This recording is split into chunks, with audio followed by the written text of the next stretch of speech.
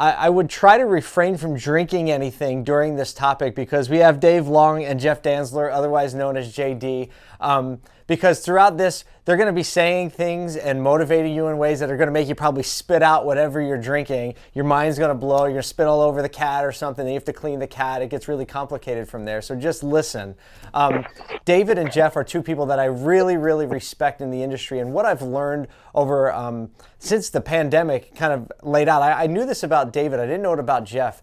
Is that when situations start to compress on us, they start to compress our emotions, they compress our bottom line or lack of a bottom line, they compress our families, that leadership through that is a really holistic responsibility. You cannot just lead your business and lead a P&L and lead inventory management. Like that doesn't get you anywhere. You're actually leading people. And these are two gentlemen, they both happen to be West Coasters. They have exhibited and leadership like I've never seen in the industry by being in front of people often, by doing everything they can to care for their people as a whole. And I thought it would be great for us as a State of the Union community to hear from these two gentlemen about what they've been doing and just really their perspective on leadership and what it might look like just over the horizon for us in the auto industry. So JD, David, welcome to the Automotive State of the Union. Good morning from the West Coast. Good to see you, Paul. And JD, always good to see you, buddy. I love you. Hey, love you too, man. And thanks, Paul. It's a true honor. And thanks so much, man. It's really an honor for the invite. Oh, well, it is truly my pleasure. A lot of love going around already. I can tell that both you guys are, I think, both at your store, so that's encouraging. Absolutely, man. That is encouraging for sure. And David, I loved your speakers, Paul. I'm so fired up after listening to them. I got a chance to hear. I'm standing in our Subaru showroom right now. So hearing Subaru talk and then hearing Brian and now getting a chance to hear JD with you is just a great way to start the day. Oh, man. Well, it's a good to bring that to you. So let's get into it.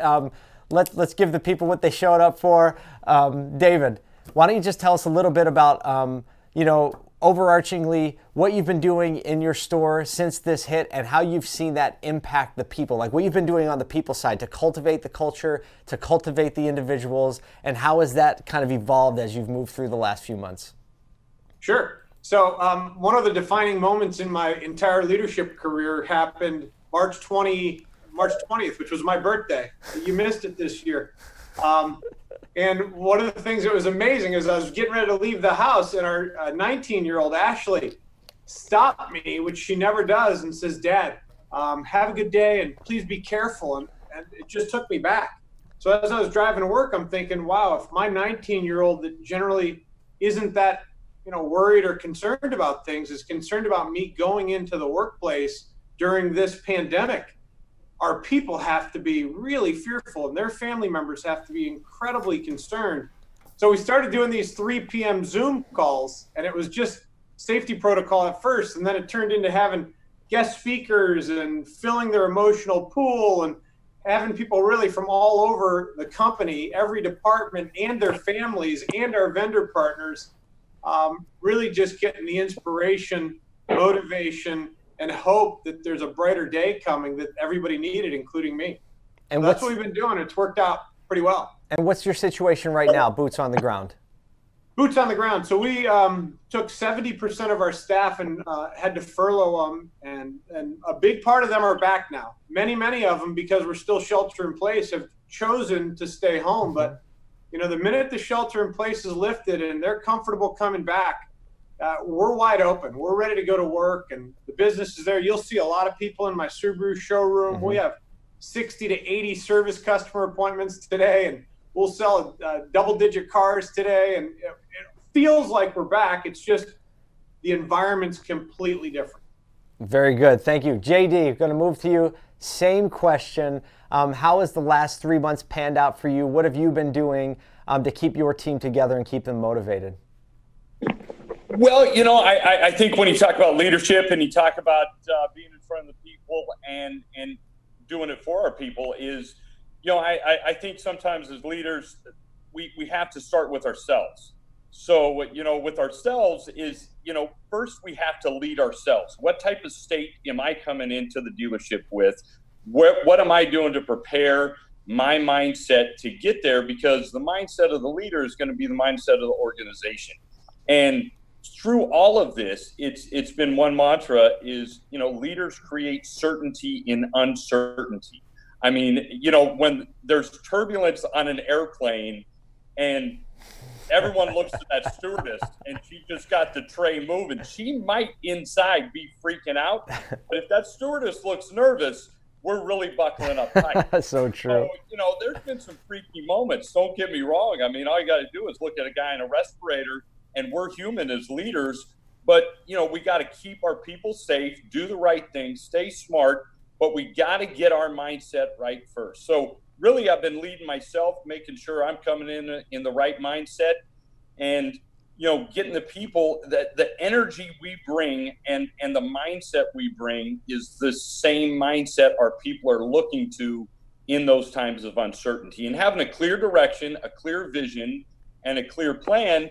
And when we don't, being transparent and saying, I don't know, but I'm going to tell you when I do, because there's been so many variables, and I know everybody that's listening has been dealing with those variables, and sometimes realizing it's okay to be human. It's okay to be, hey, right. I don't know, because sometimes we think just because we're the top guy, we got to have all the answers, but it's important for them to know, hey man, I don't have the answers. I'm open to some suggestions, and when I have the answer or when I think I have the answer, I'm going to let you know. So being very clear in that communication, over communicate, and lead with energy, positivity, and direction, and keeping everyone safe with the correct protocols. I love that. Can you also tell us what does the situation on the ground look like for you? I think the mindset has helped a lot. Very similar to David's. It's been really blessed, man. It's been double-digit sales. Service is picking up. Service seems to be steadily increasing.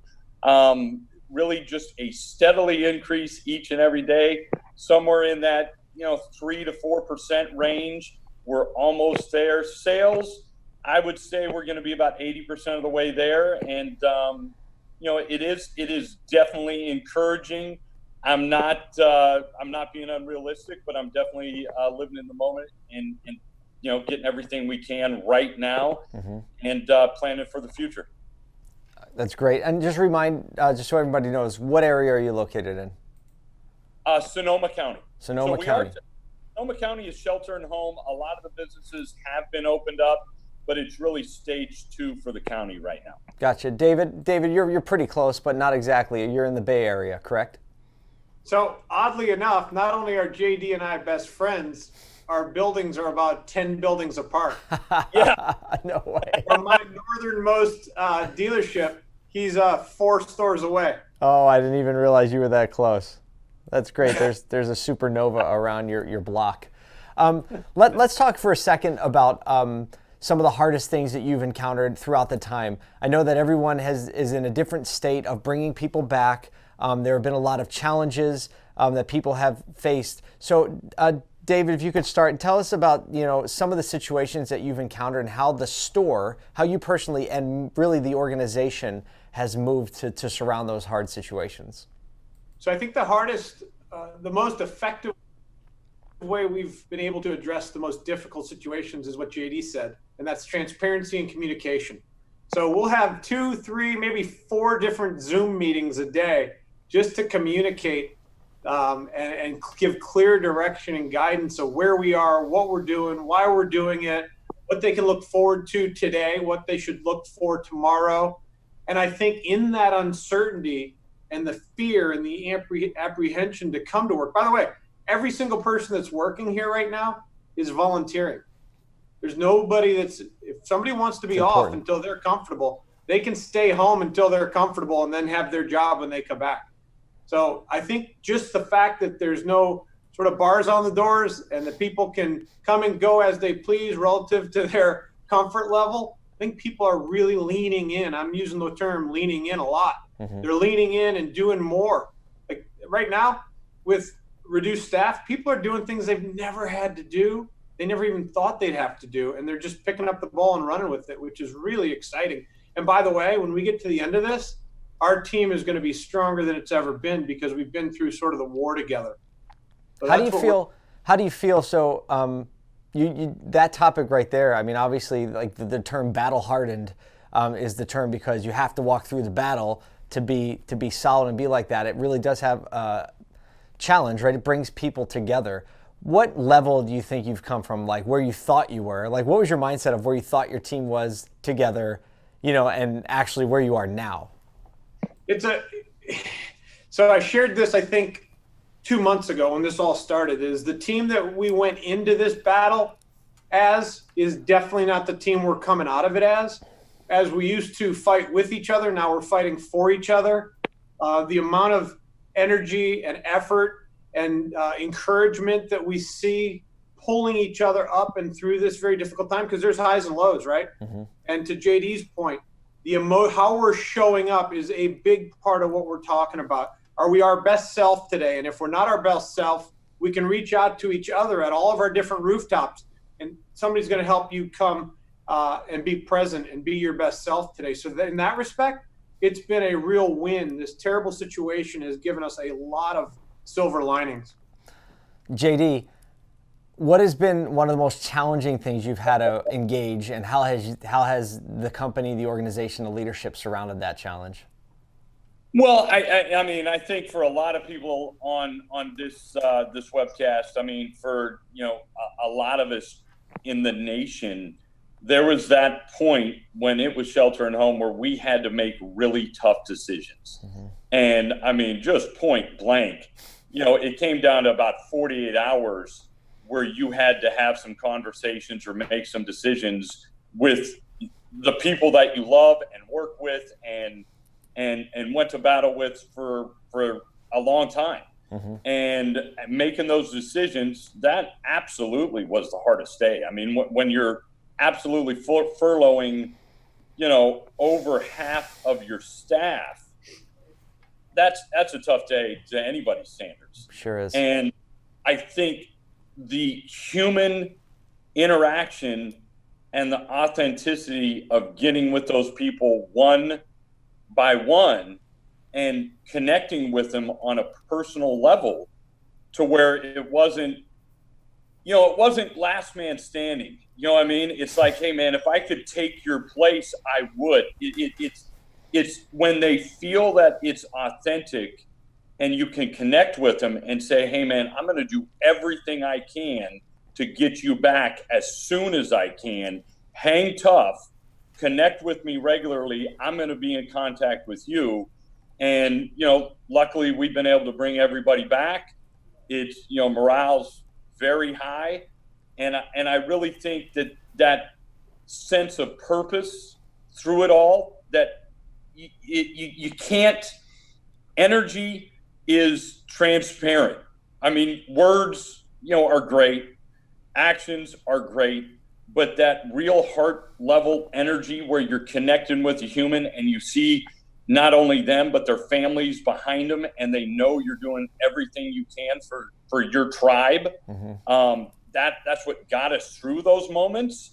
And, just giving it everything we can. I mean, like we were talking on our podcast, Paul, this is our time. I mean, this is what we were built for. I mean, this is the time to dig deeper than we ever have.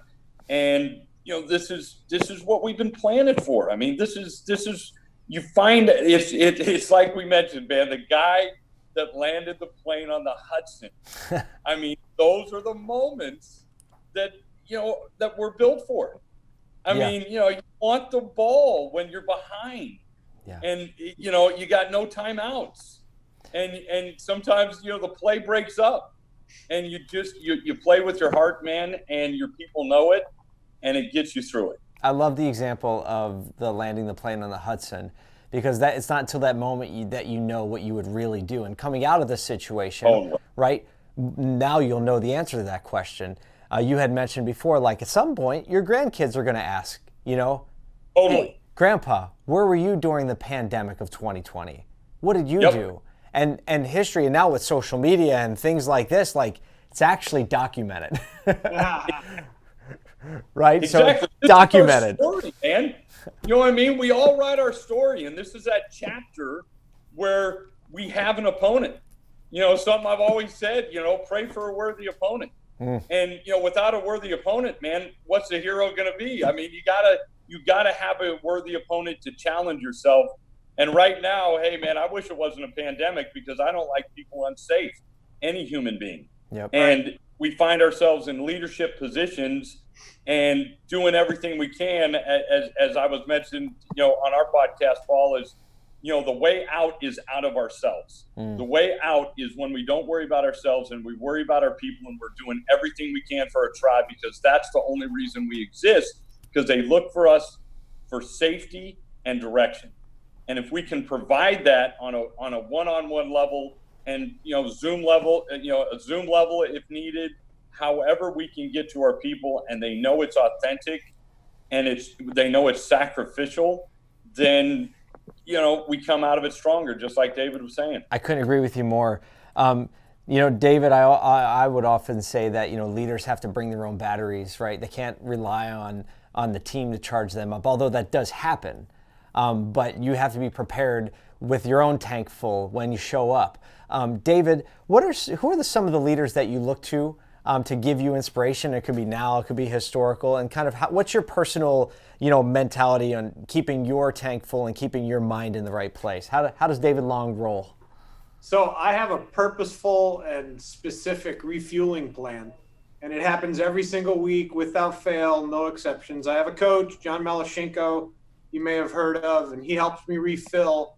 I respect JD as my best friend, and really up until the pandemic, my most fierce competitor. That's just so close to each other. And then I have the Brian Benstocks, and I love connecting with you. So my circle is what I use as my refueling station. It's purposeful, and it's defined, and it's weekly, because you're right, Paul. I can't often fill up my tank, and it does run low, and I need guys like you and JD and Brian and John. And I want the ball. It's hard to want the ball when you're first and 10. You know what I mean? When you don't have any gas in your tank. I keep my tank full so that when the ball is available, I can grab it and beat JD. There you go. Now we're talking. Well, before you give away all your secrets, David, who, historically speaking, who are some leaders that you draw inspiration from? Well, automobile leaders is Dale Pollock. He's been my sort of mentor for a full decade, and he's not just brilliant on the asset management side. He's a brilliant human being that's helped me sort of be my North Star. He's helped me parent. He's helped me lead. He's helped me manage inventory. So I love that guy, and he is really one of my truest inspirations for 10 years. I love that. JD, I'm flipping the same questions to you. What's your routine and the support network? How do you keep your tank full? And then I want to ask you the same, what leaders inspire you? Yeah, man. I mean, hey, with the best friend like David, it gets really easy, right? I mean, proximity is power. You got to surround yourself with people with the same mindset. And I really think you got to, I mean, I definitely refuel on a purposeful spiritual level. And, you know, we all have a purpose, and how can I be used as a force for good each and every day? I mean, because that zone that everybody wants to be in, that flow state, the states that everybody as a manager, leader, dealer, owner, all of us. I mean, what you're doing right now, Paul, I mean, when you know you've had an impact, I mean, it's that same feeling that all of us that have seen a detailer go into sales department and then go into the finance department, and now he's buying a home and raising a family, and we played a role. I mean, we were just part of that. And right now, we on a magnified level have to be part of that. So I really refuel by refueling my people. I mean, I really know that the way out is that I'm ever worried about my situation, as if I can help someone else's situation, which is an honor to be on this podcast. Maybe I'm being used right now. Who knows? You certainly are. But I'm saying, hey, use me. You know, by the universe, man, however you want to, man, put somebody in front of me that needs to be in front of me, and be intuitive and be sensitive to that and understand, seeking first to understand, not to be understood, seeing how I can better that person's situation and better the situation for everybody, making some hard decisions when necessary. That gives me all the juice, man. That gives me all the energy, and it becomes endless when it's not about yourself. I couldn't agree more. I'm going to give you each 30 closing seconds. I also believe everything happens for a reason. We're talking for a reason. The people that are watching for a reason. Those who would download it and get it later and watch it for a reason. So I appreciate that comment. All right, you got 30 seconds to say something face-to-face with either a dealer, an OEM, industry partner, whoever watches this. What are you telling them right now? You got 30 seconds. Go ahead, JD. Oh, here we go. Hey, I mean, hey, basically is what we were talking about is this is our time. This is going to make us stronger. This is use everything that has ever been at your disposal. Have a vision, which I know everybody does. Thank you. Number one, tremendous gratitude to every dealer, every manager, everybody in this industry. You're inspiring me. I see our grit. I see our determination. We are mavericks that never let anything stop us, and we will get through this stronger. We are the automobile industry, and nothing has stopped us. And this, we will come out of it stronger. We will adapt, and we will overcome. And really, tremendous gratitude and an honor to be part of this brotherhood in the car business. So I love that. Thanks to everybody. Good word. Listening. David, 30 seconds. 30 seconds. So like the final dance ended with Michael Jordan. It's my favorite 4-letter word, right? Is hope. You know, having our people see the energy of a hope for a better future and a better, brighter day. I think that is really fundamentally the most important thing as a leader you can provide for your people right now is that 4-letter word hope. I love it. Hope. I think that I'm going to leave it with that. I'm not going to add anything to it. Gentlemen, I think you delivered on every expectation. I feel like I'm like flying high. It's like the last leg of this event. I've been sitting in this seat for 2.5 hours, and I feel like I could go another 2.5 now. Thank you for spending some time here. Thank you for being an encouragement, inspiration to everybody watching. Thank you, Paul. Good to see you, JD. Hey, great seeing you, Dave. Thanks, Paul. Thanks for everything you do, man. Thank you very much. Talk to you guys soon. See you.